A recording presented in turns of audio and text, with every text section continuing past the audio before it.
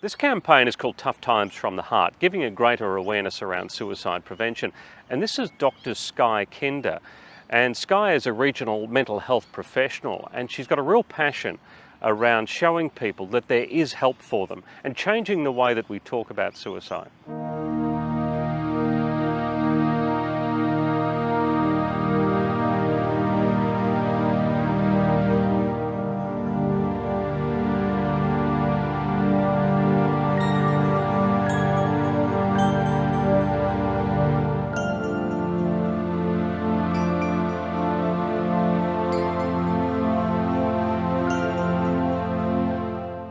How have you seen the conversation around suicide change in the last few years? I think that there is a lot more awareness around suicide, more work to be done in terms of awareness, and definitely more work to be done in terms of stigma. But I think there is more awareness that this is an issue that actually can affect anyone in the community. This isn't something that just happens on the fringes of society, which I think was a view that was held previously. I think that there is a lot more conversation about what needs to be done to reduce, the impact of suicide and, what services need to be available as well. It's so true, isn't it? You go back a few years and people looked at suicide as really something that just happened in other families, to other people, to incredibly desperate people, they were putting it away from themselves. And we know, and people like you know all too well, that's just not the way it works. Yeah. And it didn't work like that then, either, did it? No. Yeah, absolutely. I think that that's part of the conversation that we really need to be having, and particularly at the moment with the impacts of the pandemic, more and more we really are seeing that universal truth, which is this is something that can impact anyone in any family. So, do you talk to people who almost feel as though they're undeserving of help, but there are other people that are far worse off than them? And yeah, so certainly a common thing that people might say is, well, what am I complaining for? Other people have it worse than me. And I think what's really important is just to acknowledge that, everyone's distress is valid. This isn't about ranking people and ranking their distress. This is about recognising that stressful things, distressing things, upsetting things are stressful, distressing, upsetting, and each person is just as worthy of care as anyone else. I've heard people say in the past, they talk about going to see a psychologist or go and get some help. It's almost as though they think, I just wouldn't know where to start. Yeah. I wouldn't even know the first, oh no, I'll have to tell this story again about something. I just don't know where to begin. But it's trying to get that spark, isn't it, to get them to start that conversation. Yeah, I think that's a really important point, which is, the first step is just to tell somebody, whether that's somebody in your personal life that you trust, whether that's a professional. Telling somebody really often is the first step.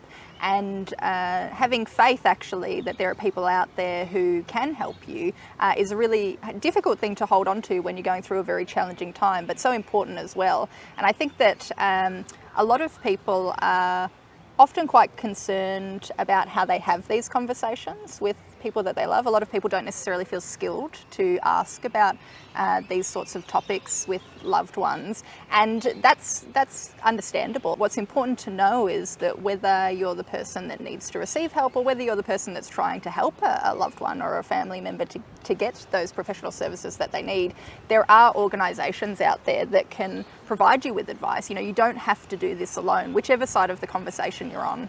But it's such an isolating thing for people that are struggling, and they're not thinking clearly, and for them, they feel cursed. It's their fault. They brought this on themselves, or that they just will not be able to get out of it, And I've heard other people talk about it before. It's almost as though the good bits about them have been scooped out, or a switch has been flicked, and they're no longer the person they used to be. They've changed into something else, and they don't think they'll ever be able to get back there. Do you hear that kind of thing? We do. I think one thing that's important to mention though as well is that what this looks like for each person can be quite different. And so that's certainly one type of experience that people can have. But for other people, it doesn't necessarily look like that. And for some people, it might be, a moment of extreme overwhelm in the context of a lot of really stressful circumstances. And I think it's important as well that we normalise that whatever this does look like for you, there is help out there, and you don't have to fit, into a certain box to again be deserving of that care. Yeah, that everyone needs it. Yes, absolutely. From time to time. It was so reluctant, I think, particularly in the country areas. And I'm from a country background myself. I think people are so reluctant to lean on other people, and to make that first approach. How do you see the difference between the country and the city? Look, I think the country actually has a lot of strengths insofar as I think one thing that we know really assists people in terms of recovery from mental illness is a sense of community. And, when it comes to the regions, where do you have a better sense of community than some of these, regional rural towns across the state? That's a resource I don't think we utilise enough. And I think that's what's great about some of these local organisations that we do have is that they're really about fostering that sense of community for people and reducing that sense of isolation and drawing on the strengths that are readily available, freely available, in fact, in many cases. What do you say to people, when they first start talking to you and they admit's probably not the right word, but they admit that they've been thinking of taking their own life? How does that conversation go? Look, it's always difficult to hear that somebody is at that point, but it's also very courageous for somebody to be able to meet with me, particularly if they don't know me at all and have been referred to me, and to tell me something that may well be the most vulnerable thing that they ever feel. And I often acknowledge that. It takes a lot of courage to reach out for help, and that really can't be understated. And I think what's important as well is, that we don't try to convince people, out of whatever it is that they're thinking, because people can feel dismissed or not heard. And that sometimes is our gut instinct. We want to convince people about how valued and cared for and how many good things they have in their life. But it's important that we actually stop and listen first, and we hear people, and we provide them with that space to feel validated in whatever it is that they do feel, and then work with them to hopefully not feel that way anymore. Yeah, because it becomes like a dirty secret for a family. Yes. It can become like a dirty secret. So not only is it hidden away, it's just not talked about. Yes. Don't discuss it. Yes. I think through the media, we've seen some changes about how they, if there is a high profile, for want of a better term, a celebrity suicide, is the way that language is. Are we heading in a different direction with that? Are we changing that too? Look, there are certainly a lot of rules, regulations, guidelines, ethics about media reporting when it comes to suicide. We know that if we do these things well, we can actually reduce suicide. We know that if we do them poorly, though, we can increase risks for people. And so there is a really important and great responsibility to talk about these things in the public setting in a really deliberate and appropriate manner. And I think that there is a recognition broadly of that importance now. Yeah, that has changed. Being in the media for a long time myself, I've seen the way that has changed. You think we're getting better at it, or we've still got a long way to go? Oh, look, I think when it comes to mental health and our understandings of mental health and our engagement in terms of public-facing efforts with the community, there's always room for improvement, right? Like, we should always be shooting for the stars. Have things improved? Certainly. But, is there still a long way to go in terms of, stigma and awareness? Yes, and I think that's true across all of mental health. You would see so many different types of people, backgrounds and genders and ages. Does it even surprise you sometimes how much a person is struggling when you look at their face immediately? Because I think where I'm leading to with that is I think there is a danger sometimes, I think particularly with social media, that somebody sees a friend on Instagram having a terrific life, they've got a photo with the beach in the background and everything is great. And they find out that they've been spiralling in the last 6 months or so. Yes. Does it ever surprise you that some people can put on a hell of a face? Yes, certainly. Social media has changed a lot of things, and there is a real phenomenon for young people in particular, whereby people only post, generally speaking, about the best things in their life, right? And so there is this sort of skewed view around maybe what life should look like, and is my life, comparing to the lives of other people. That's not necessarily always healthy, and in these sorts of examples that we're talking about, is quite unhealthy for particularly, again, young people. So it's something that I think is a lot more prevalent, just reflective of the prevalence of social media usage at the moment. But there is, I think, an awareness as well, an increasing awareness about the impacts of social media, both the positives in terms of using it as a tool to spread awareness and to reduce stigma, but then also the potential harms. Is there and along those lines too, is there a danger of looking at certain people and saying, well, look, they're good looking, they got a new car 6 months ago, that their work seems to be going well? A little bit of danger of putting everyone in a box and saying successful, happy, everything's okay, life's a mess, and they're not going well. I'm sort of putting people in boxes. Is that a bit of a danger too?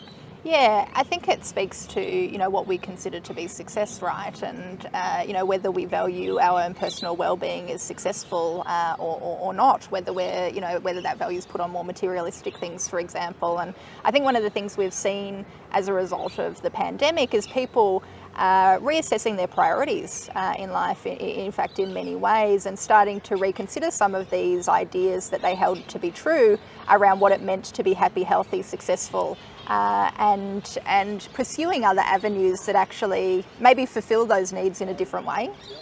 Yeah, even you're very much a professional person, but even in your own friendship group, has it changed the way that you have these discussions? Has it changed in the last few years, just how you talk as mates? Yeah, I think, I think that there has been a lot of good that's been able to come from, for example, social media, in terms of being able to create communities perhaps where there weren't communities before, and being able to connect with people who have experiences that might be familiar to yours in one way or another, whether that's talking about suicide, or whether that's talking about other experiences that are difficult in life for whatever reason. And I think very much community and connection really is the key when it comes to combating these things. So, even for me on a social level, certainly that ability to connect with people who might have shared experiences, I think, is enhanced at the moment. And, we see it with telehealth too. Never have we done as much telehealth or as teleconferencing, as we do at the moment. And that's opened a lot of doors, that's created a lot of challenges, but it's also opened a lot of doors for connection and community. Probably got more positives out of it than negatives, haven't we, really? We're able to get to a lot more people. Yes. And see a hell of a lot more people. Yes. Certainly being able to embrace technology, I think, is going to be a part of mental health care, well into the future. I think it needs to be. I think you can't always and shouldn't replace face-to-face interactions. For many people that may never work, but being agile and flexible and innovative with our use of technology to fill gaps where gaps exist. Sometimes some care is better than having access to no care, and unfortunately sometimes in the regions there are people who still have very limited access to care. So creating innovative solutions through technology can address that.